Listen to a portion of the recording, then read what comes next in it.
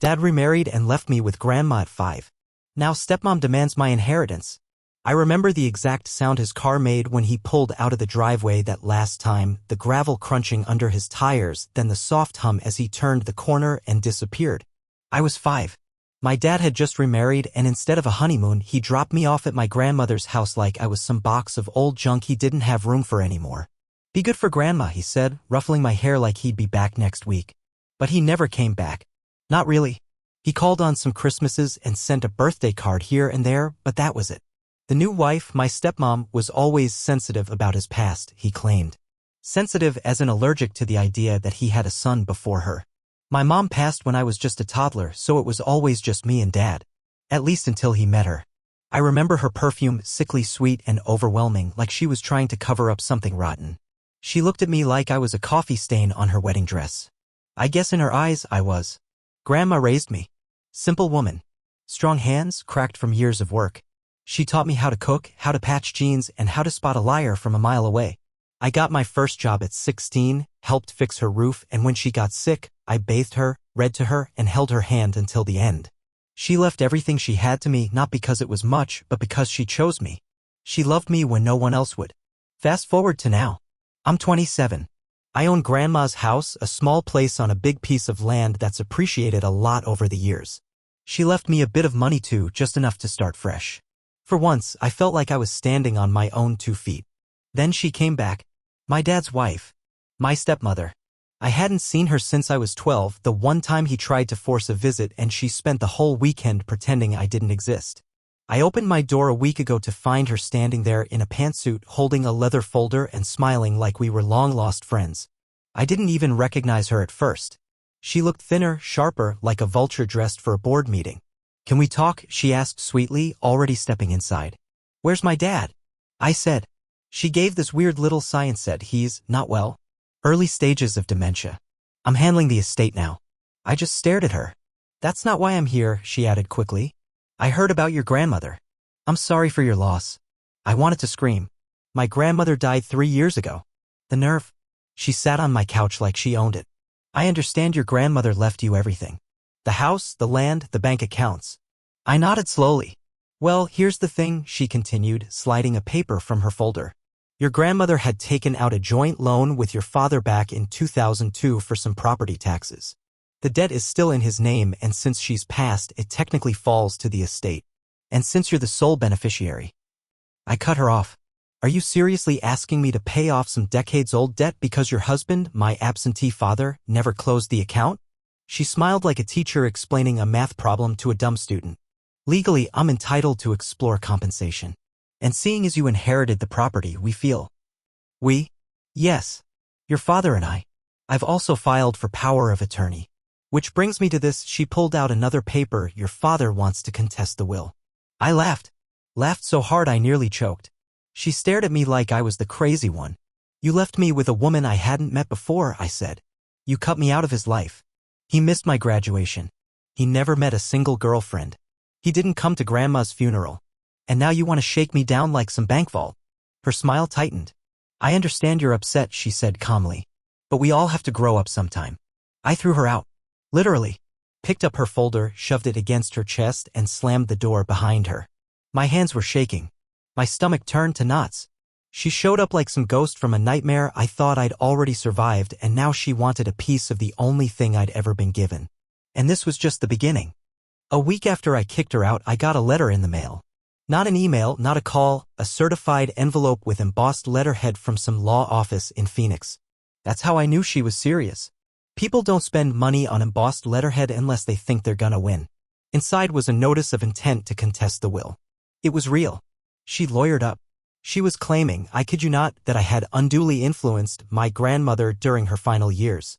That I had manipulated an elderly woman with declining faculties into leaving me her property and accounts. According to the letter, my father, the man who hadn't seen my grandma in over a decade, was now being denied access to his rightful family assets. The assets he forgot existed until she smelled money. And then, the kicker, a second document, this time handwritten and notarized, allegedly signed by my father, stating that he believed my grandmother had intended for the estate to be shared equally with his current family. As if that woman who used to spit every time his name came up would leave a dime to the person who abandoned her grandchild.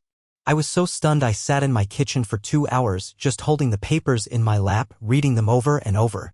The next morning, I found a voicemail on my phone. "Hey, this is Dad." His voice sounded fragile, slow, but it was him. "She said you might be upset. I just want to talk. I think we should fix things. Okay? Call me." Fix things? Where the hell was this guy when I was getting beat up in school and crying into Grandma's lap at night? Where was he when she was in hospice, holding on to my hand like it was the last piece of earth she had left?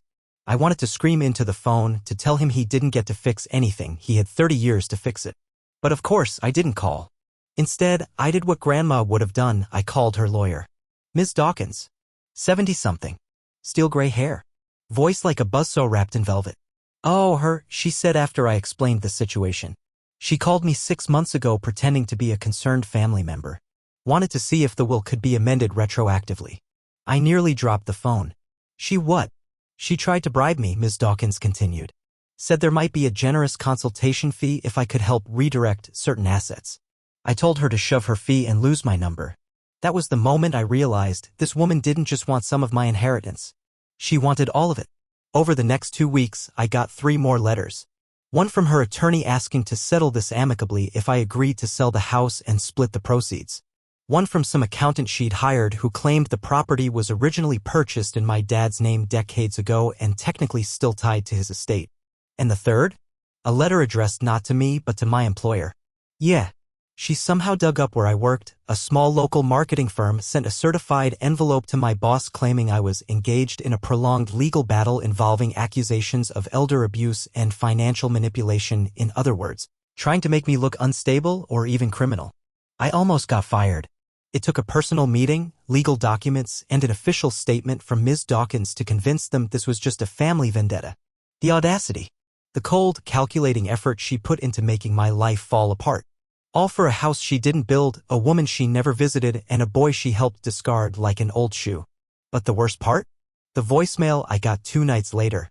"Hey, it's Dad again," he said, his voice trembling. She said maybe you'd talk to me if I asked about the house. I don't care about the money, I swear. I think we should be a family again. Before it's too late." I sat there, listening to it over and over. And then I cried. Like ugly, open-mouth sobbing. Because for one split second I wanted to believe him. I wanted to think maybe he did regret it. That maybe he still remembered the kid he left with his mother all those years ago. But then I remembered who was really pulling the strings. And I knew what I had to do next. So I lawyered up. I dipped into my savings, canceled a weekend trip I'd planned with my girlfriend, and hired a probate attorney named Elias Ford. First time I met him, he looked over the paperwork, set his glasses down, and asked me straight up, "Are you emotionally prepared for how ugly this could get?" I said no. But I wasn't letting her win. Elias filed a formal response to the petition and moved to dismiss the claim of undue influence with prejudice. He also requested discovery, all communications, documents, and medical records they had related to my father's supposed statement. That's when things got interesting. Turns out the letter she had from my dad, the "I believe the estate should be shared" note, it was not written by him. Not really. His signature was real, but the handwriting? The rest of it? Forensic analysis showed it had been filled out by her. He had probably signed it blank, thinking it was something else entirely. Maybe a medical form. Maybe a birthday card. Who knows? But it didn't stop there. We also found out she had filed for a reverse mortgage on their own house in his name and had listed the potential value of my grandma's property as projected family assets on the financial disclosure. In other words, she was counting on my inheritance to cover her debt. This woman had already spent the money in her mind. The pressure didn't let up. She started calling me directly from blocked numbers from my dad's phone, once even from some number tied to a business called Sunshine Care Consulting. Each time it was the same voice, honeyed, saccharine, manipulative. "Let's not waste time on lawyers," she'd say. "You know your father would want to keep this in the family. You're tearing him apart with this behavior. This stress isn't good for his condition. If he dies, that's on you." Yeah, she said that. On voicemail. Elias had it transcribed and added it to our response file. My girlfriend, who had been quiet through most of this, finally snapped one night after we got another envelope in the mail, this one filled with printed out Facebook posts from my grandma's old page. The stepwitch had highlighted sentences like, "so proud of my son," and tried to use them as evidence that my dad was always meant to be the beneficiary. "She doesn't even know what a boundary is," my girlfriend said, pacing the kitchen. "She's not after justice, she's obsessed with taking what's yours." And she was right. The next blow came from my father himself. I got a letter, real one, this time, with his messy handwriting all over the envelope. Inside, a folded sheet of paper. No salutation. Just, "I know I wasn't there. I thought she was the right choice. Maybe I didn't deserve a son like you. But she says we need this. I don't have much time. Please don't fight her. It's just a house. Just a house." My hands were shaking. My chest hurt. It was never about the house. It was about the fact that this man, who never once showed up to a school play, who didn't call when grandma died, who missed my graduation, birthdays, everything, could still let her convince him that I was the villain. Elias said it plainly during our next meeting. "She's using your father like a pawn. And he's letting her." We filed for a restraining order for harassment and added a cease and desist to her attorney's office for defamatory claims sent to my employer. Then we went public, not in the media, but to our extended family. Aunt Ruth, Uncle Clarence, a few cousins. We showed them the fake documents, the voicemails, the whole thing. And that's when something unexpected happened. Uncle Clarence, my dad's oldest brother, showed up at my house a few days later with a folder in hand. He sat at my kitchen table, opened it, and said, "She's been planning this for years." The folder contained copies of emails, messages between her and some estate planner, notes where she referenced acquiring the family property and getting my father to revisit inheritance rights. The oldest email was from 2016. That's when I realized I'd never stood a chance. This wasn't about grief or fairness. This was about greed, pure and simple. She saw my grandmother's house as a pile of money wrapped in sentiment, and she wanted it. But not on my watch. I was done being quiet. Done being the abandoned little boy no one came back for. This was war now. It was war. But the kind that doesn't happen in open fields. It happens behind closed doors, in lawyers' offices, in courtrooms with stiff chairs and cold lighting. It happens in the quiet moments, the 3 a.m. spirals where you question your sanity. Am I really fighting my father? Over my dead grandmother's house? How the hell did we get here? We had our first court hearing 2 weeks after Uncle Clarence dropped off that folder. She showed up alone, no dad. She wore all white. Like that made her the innocent one. Her expression was smug, like she already knew how the story ended. But Elias, God bless that man, tore her credibility to shreds. He presented the forensics report. The signature mismatch. The timeline of her emails referencing securing the house. The voicemail where she basically said my dad might die and it would be my fault. The judge looked disturbed. She tried to play it off. Claimed I was the manipulator. That my grandmother had been paranoid near the end and I'd taken advantage of her grief and failing health. That my father, the man who barely knew his own blood type, had always intended to return for me, but I had pushed him away. Elias responded by pulling up the care logs and hospital documents. Grandma had no cognitive issues. Every nurse note described her as lucid, sharp, and independent in decisions. Plus, I had the signed, video-recorded reading of the will. It clearly showed her saying in her own voice, "This goes to my grandson, because he's the only one who was ever there." That video changed everything. But just when I thought we were done, she pulled a classic villain move. She pivoted. She changed the claim from "he stole the inheritance" to "I deserve compensation for caring for my husband who was legally entitled to that property as next of kin."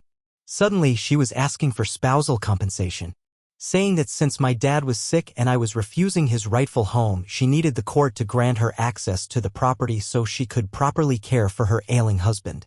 You read that right? She wanted to move into my house, the one I had fixed up with my own hands, the one that still smelled like grandma's old lavender drawer sachets, and live there with the man who abandoned me, claiming he needed comfort in his final years. I could barely breathe when I heard that. The next day, she showed up again. This time at the actual house. She parked her Lexus in the gravel driveway like she owned it, stepped out with a man in a beige suit, some mediator or legal rep, and tried to walk up my porch. I stopped her on the steps. She looked me up and down and said, "You know, this place is too big for you. You could do the right thing." I just said, "Get off my property before I call the sheriff." Her voice dropped to a whisper. "You're going to regret this." That night, I got another voicemail from my dad. She said, "You were being cruel. That you're treating me like I don't matter. I don't know what to believe anymore. I'm tired." He sounded confused. Weak. I didn't even know what meds they had him on, if he even understood what was going on. Was he just saying what she told him to say? Was he even aware of the court case? I couldn't tell. That hurt more than anything else. He wasn't my father anymore, not really. He was a puppet. Then something unexpected happened. A woman reached out to me through Facebook. Said her name was Angela and that she had worked as my father's part-time nurse aide for 3 months before quitting. Her message started with, "You don't know me, but I think I can help you." I saw what she was doing. And I have proof. I messaged her back. We met at a coffee shop downtown. She brought a flash drive. Inside? Audio recordings, video clips, conversations she'd secretly recorded because, in her words, something felt off. In one clip, you could hear my stepmother saying, "Once the house is signed over, I don't care if he ever sees that boy again." In another, my father saying faintly, "I don't want to take anything from him." And her snapping, "Then let me handle it. Just sign." Angela looked me in the eye and said, "He's not sick enough to be unaware. But he's scared of her. That's why he's going along with it." I sent everything to Elias. We filed a motion to introduce new evidence and requested the judge put a temporary block on any financial actions from her side until the case resolved. The court granted it. She couldn't touch anything. And that's when the rage came. She left a voicemail, screaming, telling me I was a snake, that I'd corrupted the entire family, that I had ruined everything after all she'd done to hold it together. I played that message 3 times, not to hurt myself, but to remind myself that this was never about love, never about family. It was about control. And I was finally breaking free. After the court blocked her access to my grandmother's estate, things went quiet. Too quiet. No calls. No emails. No letters. It was like the storm had passed, but I knew better. People like her don't disappear. They recalculate. Sure enough, 2 weeks later, I got an email from a name I didn't recognize, a man named Brandon. He claimed to be a mediator working with my stepmother to resolve the matter amicably. The subject line read, "Family Healing Proposal." I clicked. Attached was a PDF titled Reconciliation and Redistribution Plan. In it, she offered a compromise. She would drop all legal claims if I agreed to sell the house, split the proceeds 60-40ths, with me getting 40%, and allow her to oversee my father's legacy trust, which she believed should include a portion of my grandmother's money. There was a clause that nearly made me throw my laptop across the room. "As your stepmother, I have always considered you family. This division reflects our shared bloodline and commitment to healing." Shared bloodline? Lady, you met me when I was 5 and spent the next 20 years pretending I didn't exist. You're not my stepmother. You're just the woman who convinced my dad I was easier to abandon than fight for. I forwarded the document to Elias. He called me later that day. "She's desperate," he said. "The financials aren't adding up for her. I think she was banking on this estate solving her problems." Sure enough, a week later, the pieces started falling into place. We got word from a mutual cousin that she had maxed out multiple lines of credit, trying to start some kind of retirement consulting business that tanked within months. Their home, my dad's house, was now at risk of foreclosure because she'd pulled equity against it trying to bankroll her ventures. She thought she could pay it back once she got her hands on the inheritance. I wanted to feel pity. I really did. But instead, I felt rage. Because my dad was now a pawn in her crumbling empire. She had stolen his name, his health, his independence, and tried to steal the only thing I had left from the one person who actually raised me. I remember sitting in the living room that night, looking around the house. The cracked floorboards we fixed together when I was 10. The sun-faded photos still hanging in the hallway. The garden bed where Grandma used to plant tomatoes and hum old gospel songs. This wasn't just land. This was love, memory, proof that I survived. And I wasn't giving it up for anything. But then the phone rang again. My father. I let it go to voicemail, like always. But this time he left something different. I remember the treehouse, he said. His voice was distant, but there was something raw in it. We built it before she came around. You were 4. You held the nails. You cried when I hit my thumb. I froze. I wanted to come back, he said. I just didn't know how. I'm sorry. Click. No demands. No guilt trip. Just regret. I didn't know what to do with that. For the next few days, I avoided everyone. Even my girlfriend. I walked the woods behind the house. Sat in the broken-down treehouse. It's still there somehow. Crooked and leaning, but solid in its own weird way. Like me. I thought about everything. The years without him. The birthdays alone. The nights when Grandma would sit beside me and whisper, "You're not missing anything, baby. You've got everything you need right here." But I was missing something. A real goodbye. So I drove to their house. When I knocked, she opened the door. She looked shocked. Then smug. Come to surrender? No, I said. I came for him. She started to speak, probably to tell me I had no right, but I walked past her. Right into the living room. He was in a recliner. Smaller than I remembered. His hair was thinner, his eyes glassy. But he looked up. And smiled. Hey, kid. My throat closed up. I sat across from him. We didn't talk about the lawsuit. Or grandma. Or the past. We talked about baseball. Treehouses. My job. His favorite song. He forgot my girlfriend's name 3 times, but he smiled when I told him about the house, about the new coat of paint I gave the porch. It lasted 20 minutes. Then he got tired. As I stood to leave, he grabbed my wrist. I didn't know how to be your dad, he said. But I should have tried. I nodded. I know, I whispered. And then I left. The next day, Elias filed the final motion. No settlement, no mediation, full pursuit of damages for harassment and attempted fraud. The court date was set. And I was ready. This wasn't about revenge anymore. It was about peace. I couldn't make my father be the man I needed. But I could protect the only piece of my childhood that still belonged to me.